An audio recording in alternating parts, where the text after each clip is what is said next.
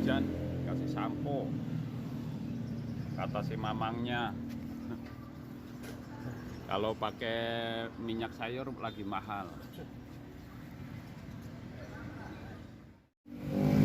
Video kali ini tentang bagaimana kita servis power window. Power window kita ini karena mobil tahun 2005, jadi nggak mau naik, nggak mau turun. Kemungkinan dari motornya. Jadi pada kesempatan ini akan kita lihat proses modifikasi tuh motor Escudo 2005, motor power window maksudnya, karena kalau pakai yang original sudah susah dicarinya dan mahal banget. Oleh mekaniknya ini dimodif dengan menggunakan motornya punya mobil Grid Corolla, sama-sama mobil tua. Tapi kata dia dengan Avanza, dengan apa juga bisa. Setelah tadi dibuka door trimnya, kemudian dilepas soket-soketnya, ini dites apakah penyakitnya dari sambungan switch kelistrikan atau dari mana.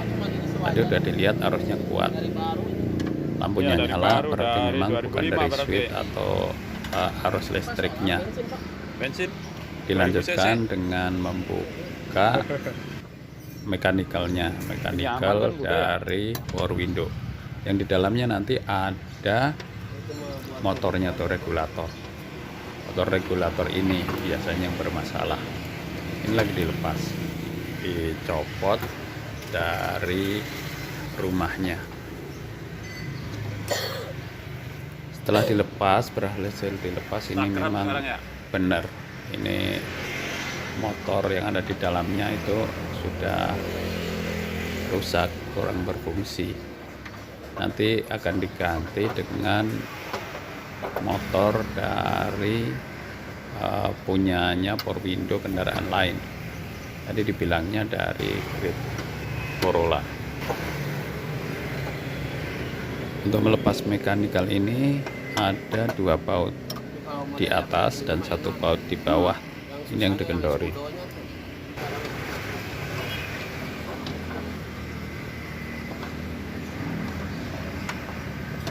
Proses pelepasan regulator ini nggak terlalu rumit bagi profesional, tapi buat kita mungkin rada rumit kalau belum tahu selahnya.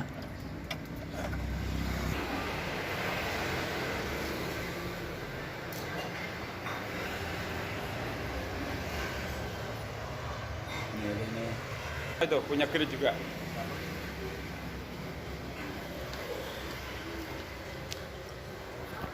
Jadi motor regulator yang lamanya dilepas, kemudian dicari dari mobil lain, rata-rata sama katanya. Ini dibuka dari rumahnya, yang ini dari Grid Corolla. Dia dilepas dari rumahnya, yang dipakai hanya motor regulator yang ada kumparannya sama ada asnya itu. Nanti disatukan, dijodohkan dengan punyanya yang orisinil dari mobil Escudo ini. Yang ini arang regulatornya juga sudah kurang bagus, makanya dipindahin juga nih dari regulator yang tadi punya Grid Corolla. Nah, dia dipindahkan juga di sini, sekalian dibersihkan mekanikalnya ini dengan penetran.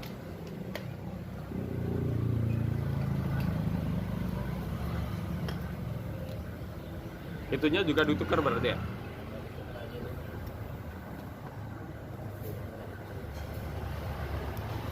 Dia kalau nggak ditukar nggak bisa? Nggak bisa, Pak. Harus sama itunya? Harus sama. Iya, oke nih.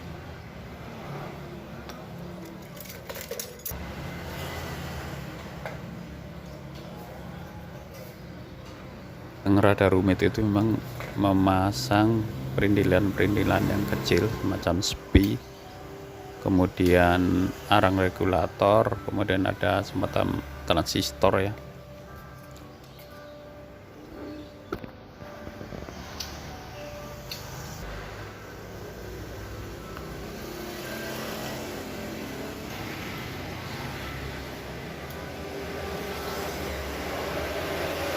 Itu apa namanya itu? Ini Nah, apa ini?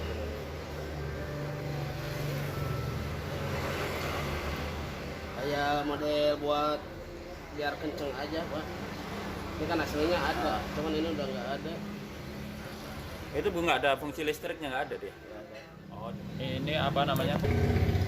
Ya semacam arang lagi, arang-arang. Seringnya problemnya di situ.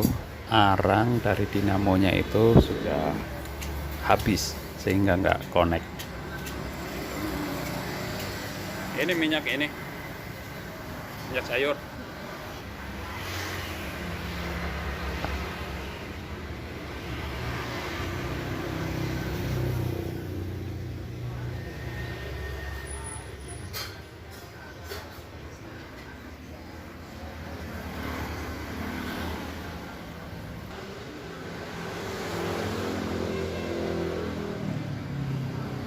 Ada lagi.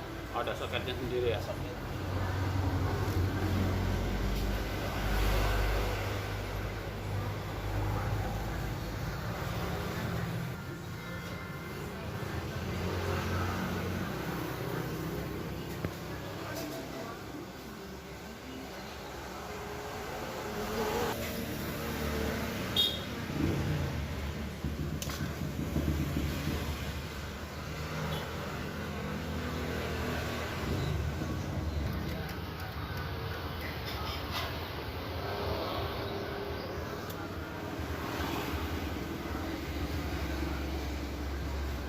Ini komponen utama yang diganti, semacam as yang ada spoolnya ya, ada kumparan-kumparan tembaga, yaitu yang berputar nantinya menaik turunkan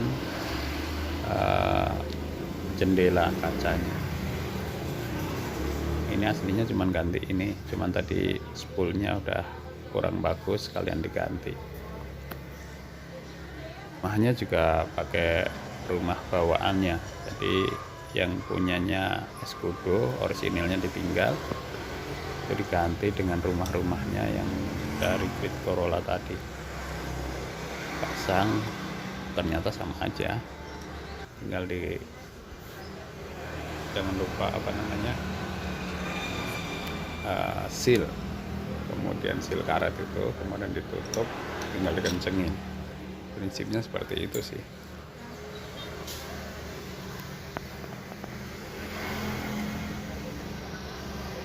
Ada 3 murbaut yang harus dikencengin di sini. Jadi memang prosesnya plug and play ya. Jadi dari regulator punya mobil yang mirip-mirip serupa itu dibongkar, diambil rotor sama kumparannya itu sama tutup belakangnya, tempelkan tuh ke regulator pintu dari bawaan mobil kita. Nggak ada dimodif-modif, memang langsung plug and play. Setelah proses tadi kawin silang dari Grid Corolla ke Escudo selesai, nah kini dikembalikan lagi tuh, dipasang pada tempatnya regulator yang sudah selesai tadi. Jadi ada 3 baut regulator yang ada motornya.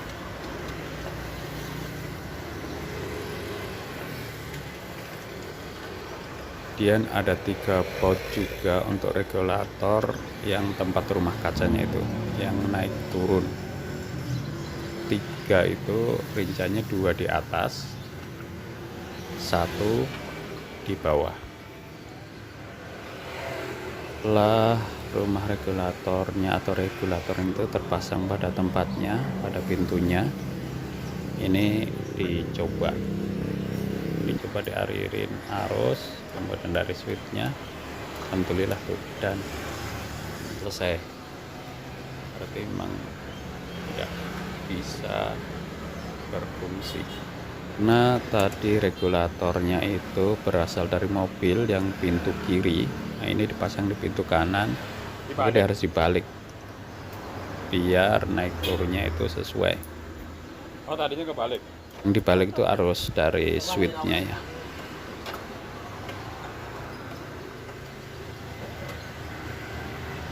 Kemudian baut-baut yang tadi sudah dipasang dikencengin, nah dikencengkan.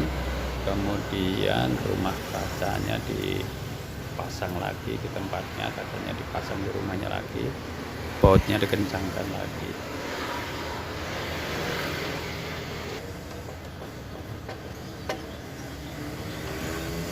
Sekalian buka-buka pintu ini, regulatornya dibersihin, rel-relnya itu dikasih minyak, tapi minyaknya ini minyak sayur, katanya lagi mahal. Kalau lagi musim hujan itu jangan pakai minyak Tapi di sayur, bawah, di dalam sih, pakai dikurangi dikit nggak apa-apa sampo. ya. Yang penting asal jangan atasnya aja. Tipsnya, jadi karet rel pintu yang ada di bawah maksudnya nggak kelihatan, yang ada di dalam pintu yang tidak nampak di kaca itu dipotong sedikit sih, nggak sampai banyak, cuman beberapa, nggak ada setengah senti kayaknya, dipotong, dibuang, kemudian dibersihkan, karena menurut mekaniknya itu yang suka bikin macet, menjepit kaca sehingga susah naik turunnya. Dan dikasih pelumas lagi, pelumasnya pakai minyak sayur, tapi ingat minyak sayurnya minyak sayur yang belum dipakai, jangan sampai nanti banyak semut di pintu mobil kita karena bekas goreng-goreng.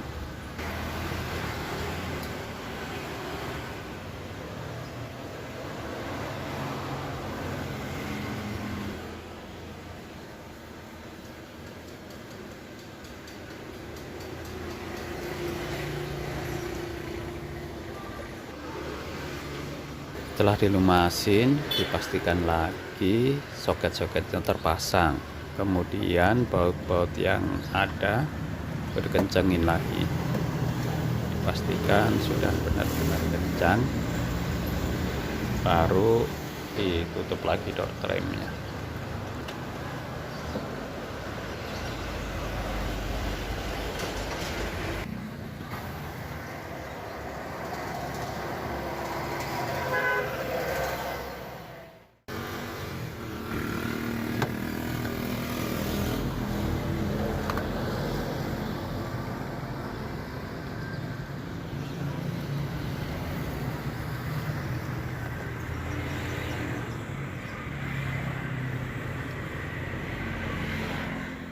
Proses bongkar pasang, mulai dari bongkar sampai dengan pasang itu untuk satu pintu tidak lebih dari 30 menit. Itu sudah dengan modif regulator, modif yang tadi itu diganti kumparannya dengan kumparan mobil lain, sampai dengan bisa naik turun lagi itu sudah dengan servis, kasih minyak dan lain sebagainya. Memang ongkos servisnya sendiri untuk 2 pintu kanan kiri itu 1 juta rupiah. Relatif ya, mahal atau murahnya bergantung masing-masing, tapi kalau orisinilnya pasti lebih mahal.